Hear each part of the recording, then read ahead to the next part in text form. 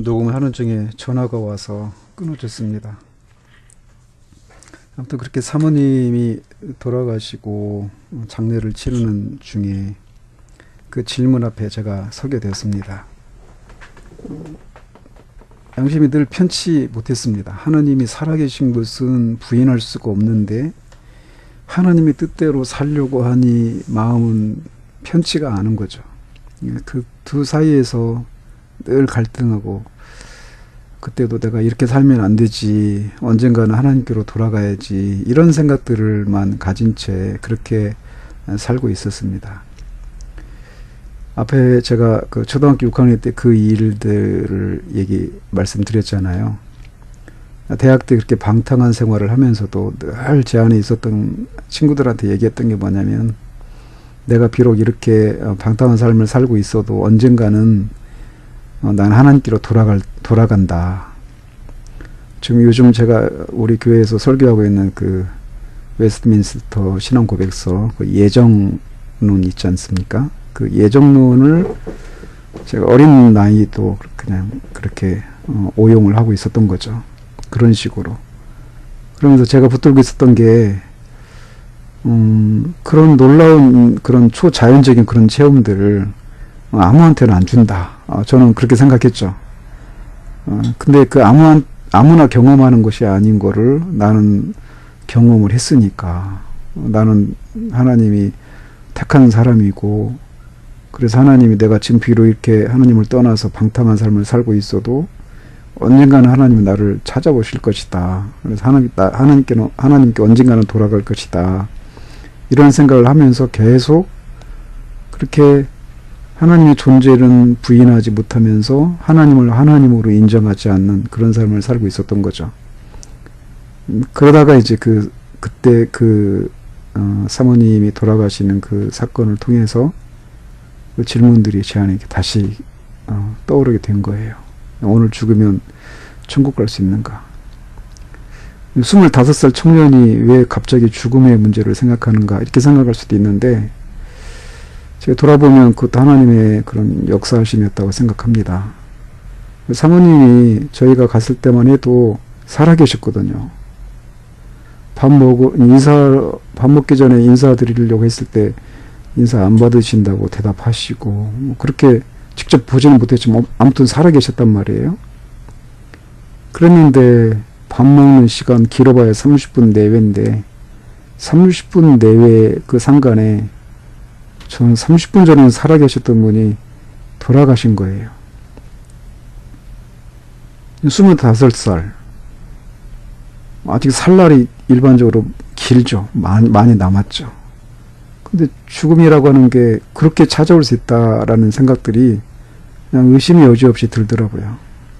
그리고 하나님의 뜻대로 사는 이런 거에 대해서 막 숨막혀 하고 싶은 것을 하지 못하게 되고, 저는 이제 하나님 앞에 산다, 하나님의 뜻대로 산다 생각할 때 항상 그 생각이 떠나지는 않았었습니다. 내가 원하는 삶을 못 살고 하고 싶지 않은 삶을 억지로 해야 되는 그 삶이 하나님의 뜻대로 사는 삶이다. 이게 제 안에 있었던 거죠. 다 사단이 이제 거짓말한 건데, 아무튼 제가 가지고 있었던 생각이 그런 생각이었습니다. 그래서 그런 양심의 가책들을 없애는 방법은 하나님이 계시지 않다. 천국과 지옥도 없다. 죽으면 끝이다. 이 생각들을 붙들고 살 때만 그나마 양심의 그 가책들을 좀 다스릴 수가 있죠. 그래서 끊임없이 제 안에서 중학교, 고등학교, 대학의 시절을 지나면서 하나님의 존재를 부인한다든지, 근데 거기까지는 차마 못 갔습니다. 너무 두려워서. 너무 무섭죠.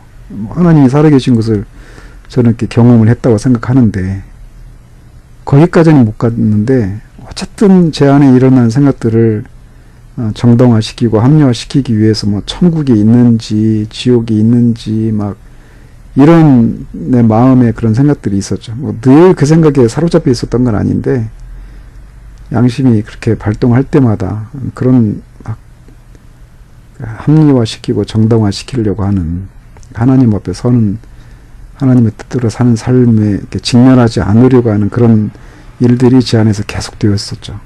그런데 사모님이 돌아가시는 그 날, 그 모습, 돌아가신 모습을 본 순간 저는 천국과 지옥, 이게 있는지 없는지 이게 저한테는 더 이상 논쟁거리가 되지 못했습니다. 있는 거였어요. 보지는 못했지만 그냥 저는 직관적으로 있구나 이걸 그때 알았습니다. 그리고 죽으면 제가 천국이나 지옥 둘 중에 하나로 가야 된다라고 하는 것도 알았습니다. 그냥 알았어요.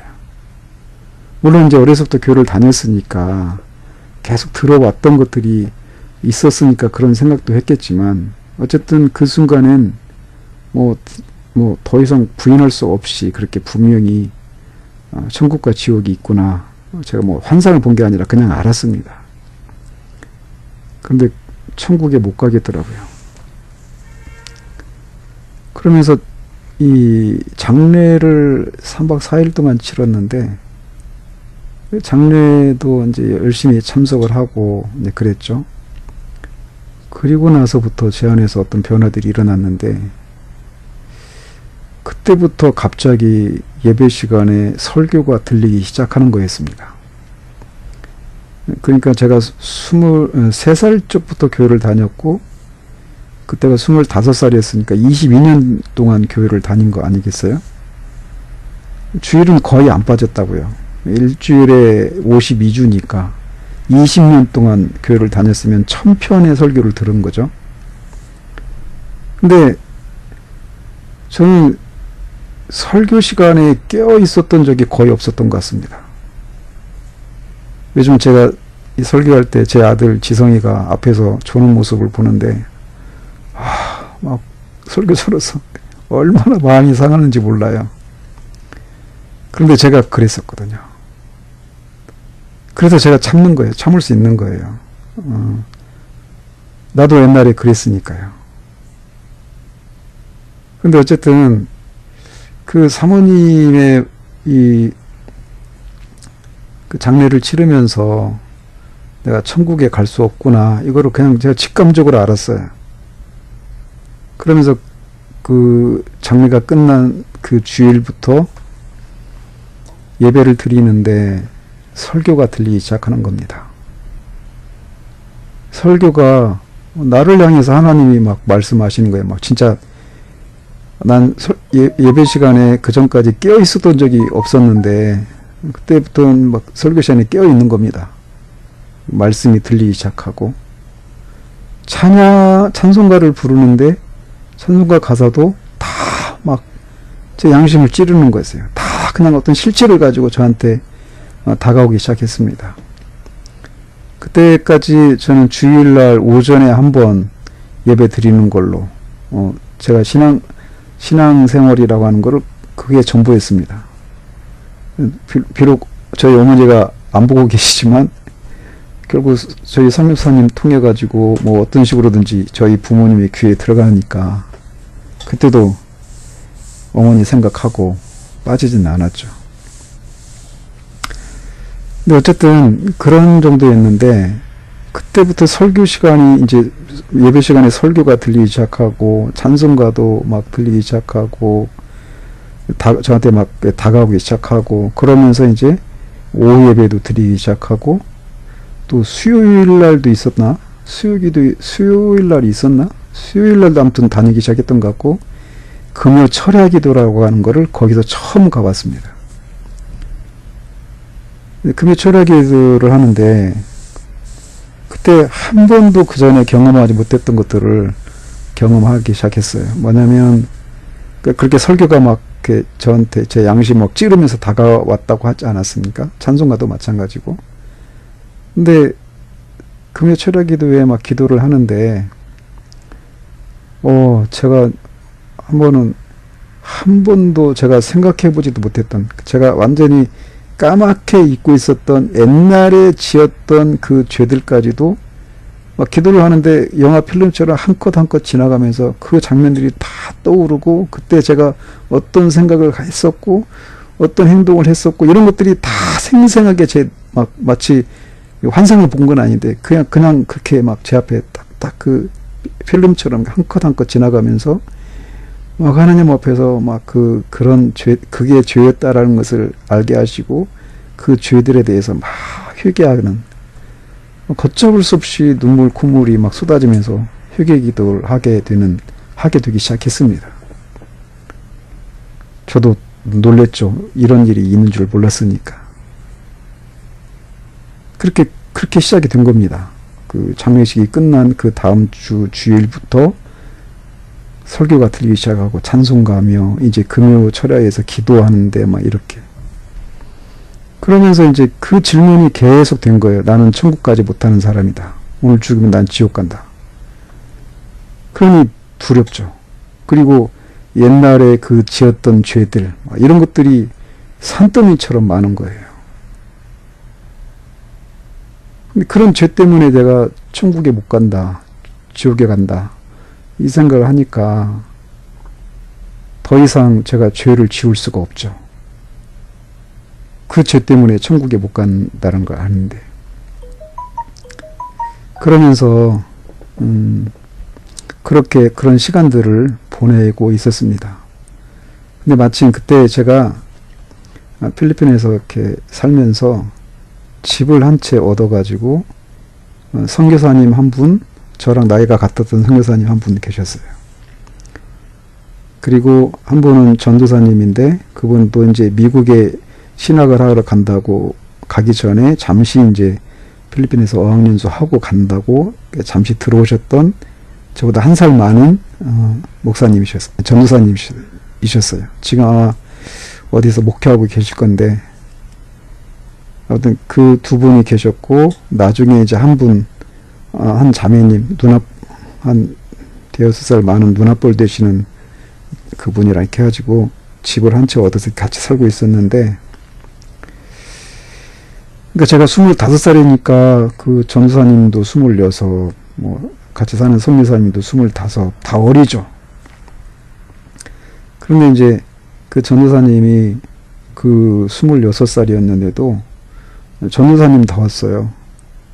그래서 선교사님한테는 죄송한데, 선교사님은 집에서 기도하는 모습 잘 못 봤는데 그 전도사님은 막 기도를 집에서도 막 1시간 이상씩 기도하고 그랬습니다. 저는 그런 모습을 한 번도 못 봤으니까 저도 되게 낯설고 대단하게 보였죠. 그 전도사님이. 근데 그 전도사님이랑 제 안에서 일어나는 일들을 이렇게 나누기도 했습니다. 그러면서 저는 너무 무서운 거예요. 오늘 밤이라도 죽으면 난 지옥 갈 수밖에 없으니까. 그래서 그 전도사님이랑 그런 문제들을 가지고 얘기하고 전도사님이 저를 위해서 기도해 주시기도 하고 그랬죠. 그 시간들이 한 달 정도 간 것 같습니다. 그런 심판에 대한, 천국을 못 가고 죽으면 지옥 간다라고 하는 이 두려움. 그래서 나는 이런 상태로는 지옥 갈 수밖에 없다.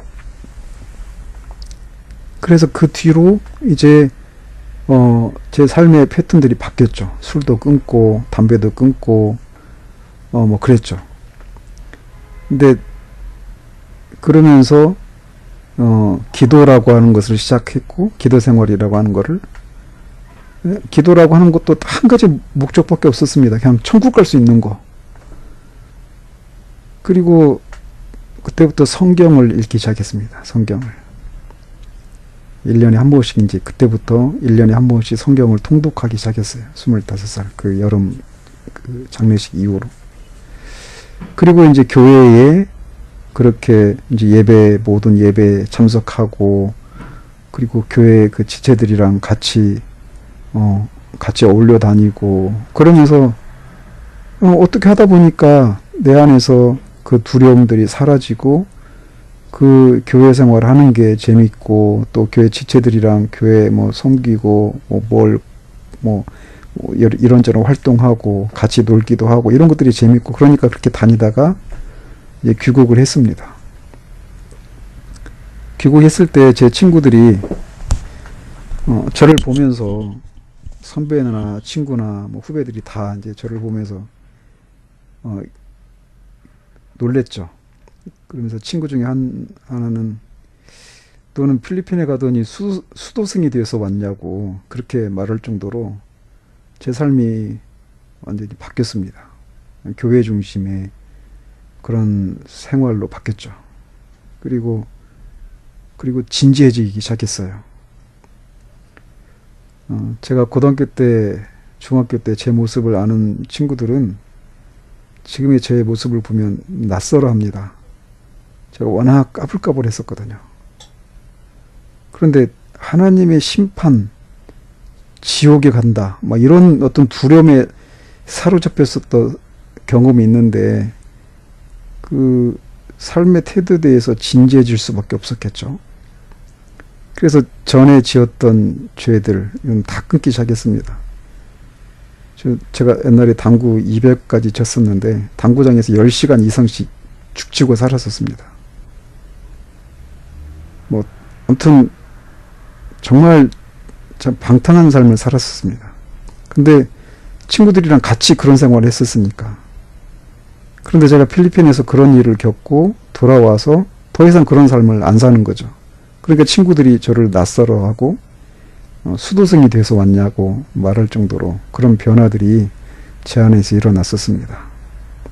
그리고 와서 이제 뭐 자격증 시험도 준비하고 그러다 취직을 이제 취직 준비도 하고 뭐 그런 시간을 보냈죠. 3학년, 4학년, 2년 동안.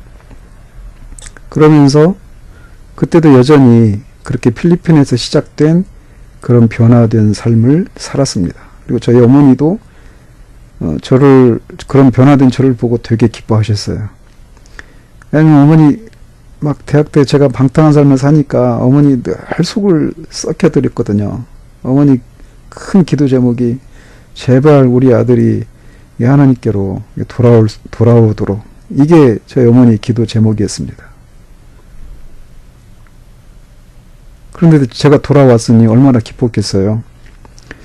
그렇게 이제 보냈죠. 그러면서 이제 새벽 기도도 다니고, 생각해보세요. 26살 청년이 한창 놀기 좋아할 그때 새벽 기도를 다니고 또 1년에 한 번씩 성경을 통독하고 있고 다른 청년들과 다르게 반듯한 삶을 살죠. 또 교회 중심의 생활을 하죠.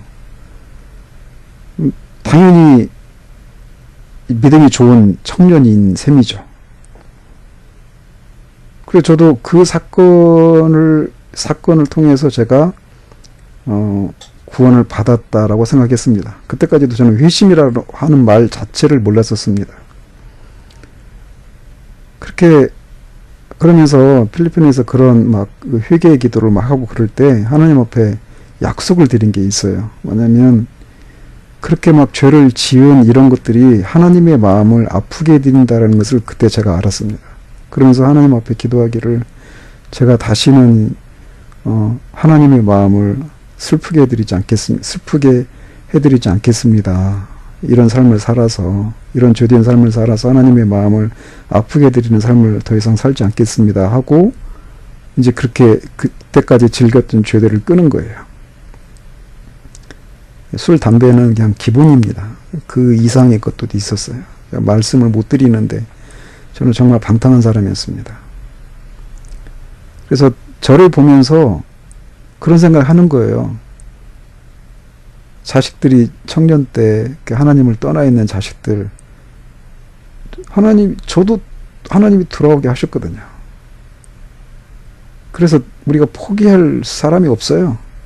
저 같은 죄인도 구원을 받았으니까 포기할 사람이 없어요. 성경에서도 말하고 있는 얘기지만 제 경험이기도 합니다. 이런 면에서는. 어쨌든 그렇게 해서 이제 신앙생활을 저는 그때의 경험이 회심의 경험이라 생각하고 그렇게 대학 생활을 3학년, 4학년 마쳤죠. 그런데 제 마음 한켠에 늘 있었던 게 있었습니다. 그때는 그 실체도 몰랐고 어떻게 해야 되는지도 몰랐는데 어떤 게 있었냐면 분명히 그렇게 새벽 기도도 하고 성경도 읽고 교회에서는 아주 진지한 태도로 3학년이면 그래도 대학부에서는 그 형이잖아요. 그래서 좀 모범적이고 막 이런 사람으로 비춰졌고, 또 그렇게 열심을 뭐 아무튼 예배에 빠지지 않고 성경 공부도 열심을 내고 뭐 그랬었으니까요. 그 죄된 그런 삶을 안 살려고 하고, 그런데도 마음 한켠에 늘 뭔지 모르는 그런 허함이 있었습니다. 허함이.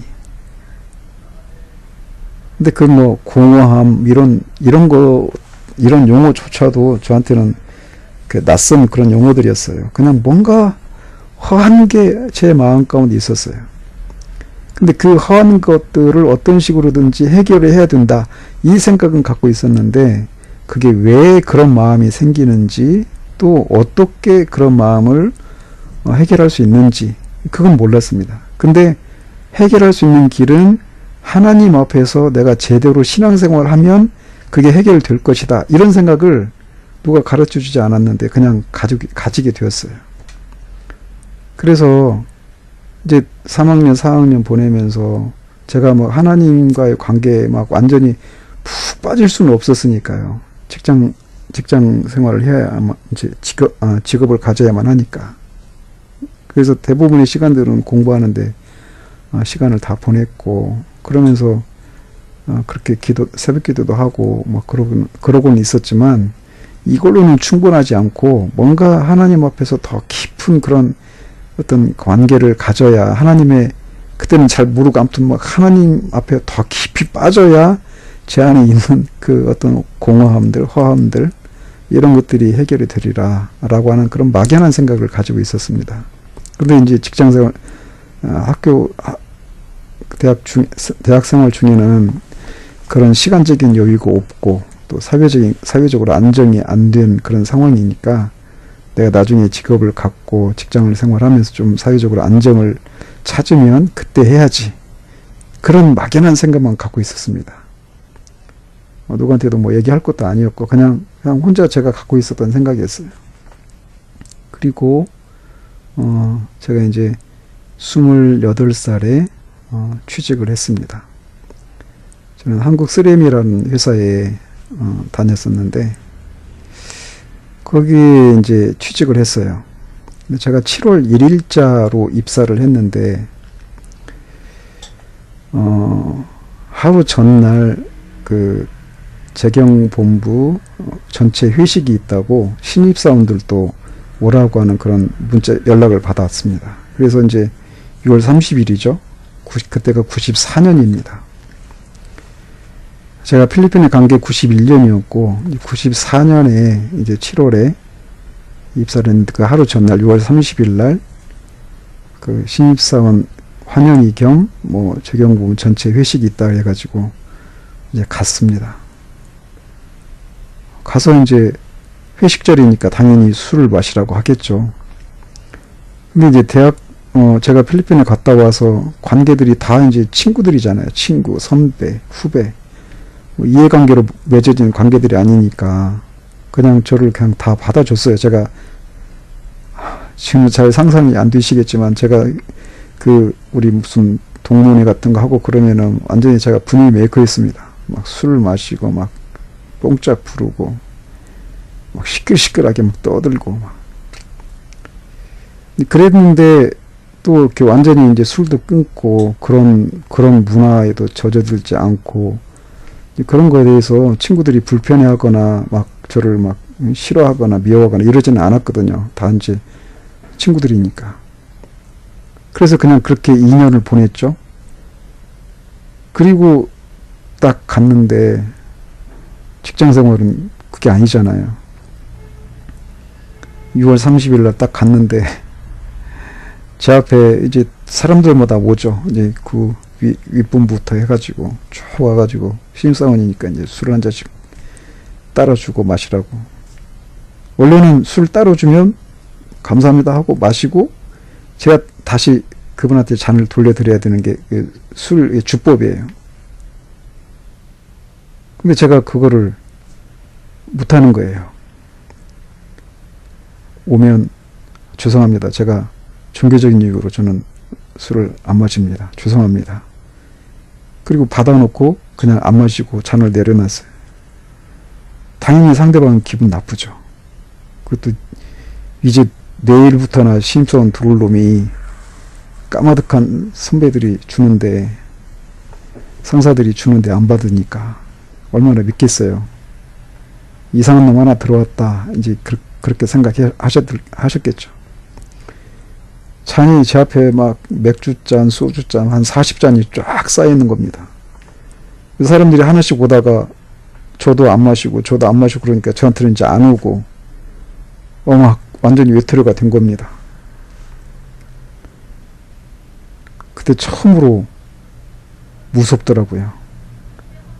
필리핀에서 하나님 앞에 제가 다시는 이런 죄된 삶을 살아서 하나님의 마음을 아프게 드리지 않겠습니다 하고 그렇게 돌아와서 그래도 어쨌든 한 2년 넘게 그렇게 생활을 했다고 했는데, 직장생활을, 사회생활을 딱 시작하려고 하는데 그게 이제 장난이 아닌 거를 알게 됐어요.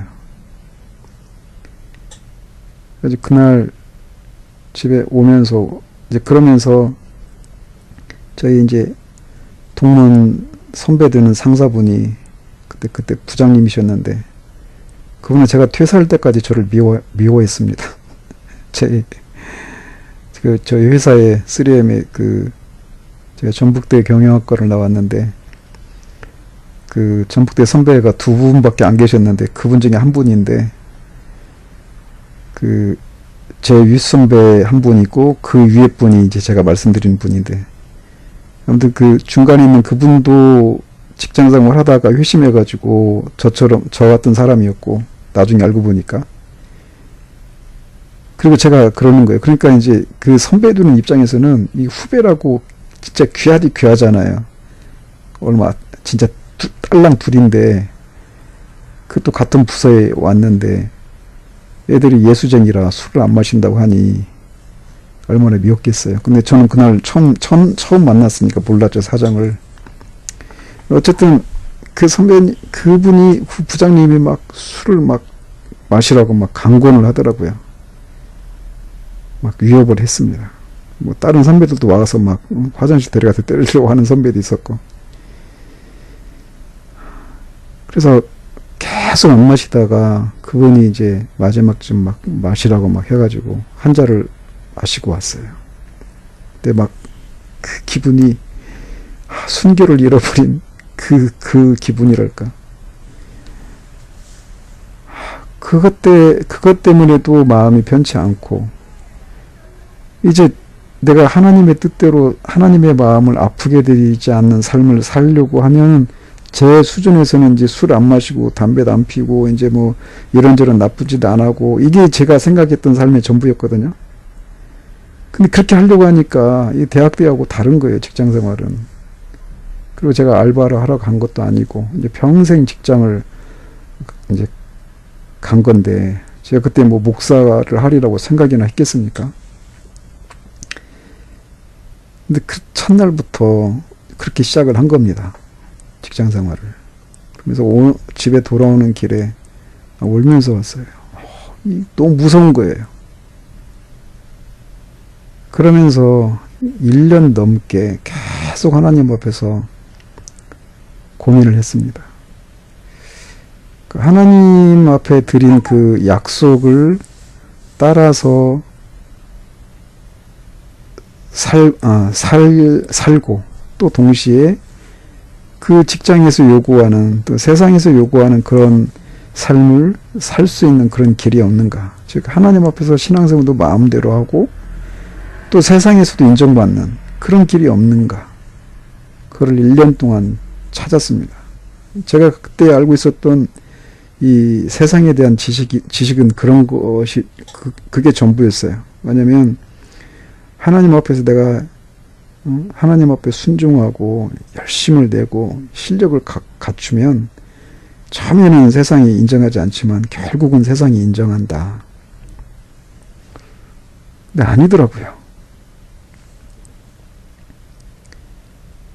아까도 말씀드렸지만 제가 직장생활을 10년을 했는데, 저희 과 선배 되시는 그 상사분은 나갈 때까지 저를 되게 미워했습니다. 인사고과도 최고로 안 좋게 해주셨고, 제가 이제 목회한다고, 신학한다고, 그래서 나간다고 하니까, 그분이 막 조롱하셨거든요. 되게 마음이 아팠죠. 미리 말씀드리면 저는 직장생활 굉장히 열심을 했습니다. 그리고 베스트 인플로이 이제 자체로 주는 상인데 그것도 2번이나 받고, 제가 마지막으로 이렇게 모셨던 이사님은 제가 퇴사하기 전 3년 전에 그런 말씀도 하셨어요. 당신이 20년 넘게 쓰레미에 다녔는데 일을 잘하는 사람은 딱 2명 봤는데 이 과장이 그 중에 하나라고.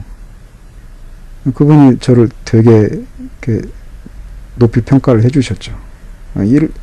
정말 직장 다니면서 신입사원 때부터 그 일로는 늘 좋은 고가를 받았습니다. 저희 재경부문 전체에서도 그렇고 다 부서 사람들도 소문이 났습니다. 어쨌든 이 일을 실력 있고 그렇게 막 그리스도인다운 삶을 살면 결국은 세상도 인정한다. 근데 인정하는 사람도 있는데 끝까지 미워하고 핍박하는 사람도 있어요. 이렇게 2가지 삶이 같이 있다라고 하는 얘기를 저는 가르침을 못 받은 거죠. 그래서 이제 그런 고민이 시작된 겁니다. 제가 입사를 할 때도 꽤 좋은 성적으로 들어갔거든요. 그런데 이제 예수를 믿는다라고 하는 그 하나 때문에, 근데 저는 예수 믿는다라고 하는 게 술을 마시냐 안 마시냐 이게 이제 저한테는 한 그 표지였죠. 그래서 회사에 전체 소문이 다 났죠. 이상한 놈 하나 들어왔는데 술을 안 마시더라. 그래서 인사부 회식, 무슨 회식, 막 이제 개 끌려가듯이 막 딸려가는 겁니다. 신입사원이. 무슨 힘이 있겠어요. 신입사원 환영인데 제가 안 나가면 안 되잖아요. 가면 막 제 앞에 잔은 계속 쌓이죠. 막 너무너무 고통스러웠습니다. 그리고 회식 끝나고 다음날 되면은 그 사람들은 막 회식하고 나면 서로 끈끈해지고 막 그런 게 있는데, 저는 그네들하고 더 이렇게 동떨어져 있는 저를 보고 더 막 외딴 섬에 갇혀 있는 것 같은 그런 외로움들, 무서움들, 그런 것들이 막 있었습니다. 그래서 그런 갈등들을 했어요. 하나님 앞에서. 신앙생활도 마음대로 하고, 또 그 세상에서도 인정받을 수 있는 그런 길이 없는가, 이런 길을 계속 찾았습니다. 당시 제가 서울에 처음 올라와서는 신촌에 있는 신촌교회를 다녔었습니다. 그러다가 이제 95년부터 사랑의 교회를 출석을 했습니다. 거기에 이제 지방에 다니던, 전주에 있을 때 다니던, 대학 때 다니던 교회 친구들, 동생들이 다 그곳에서 모여서 신앙생활을 하고 있어가지고 저도 이제 그쪽으로 옮겨서 95년부터 신앙생활을 했습니다. 그런데 95년을 시작을 하면서, 그러니까 오늘 같은 날이죠. 이 마지막 날, 사랑교회에서는 송구영신 예배가 따로 없었습니다. 그래가지고 동네에 있는, 그때 신촌에 살고 있었는데 그 신촌에 있는 신촌교회에 가서 그 송구영신 예배 끝날 때쯤 들어가가지고 이제 다른 사람 다 가는데 이제 잠시 남아서 잠시 기도를 했습니다. 기도를 하면서 하나님 앞에 이제 그런 소망을 하나님 앞에 기도했습니다. 그러면서 이 95년 한 해는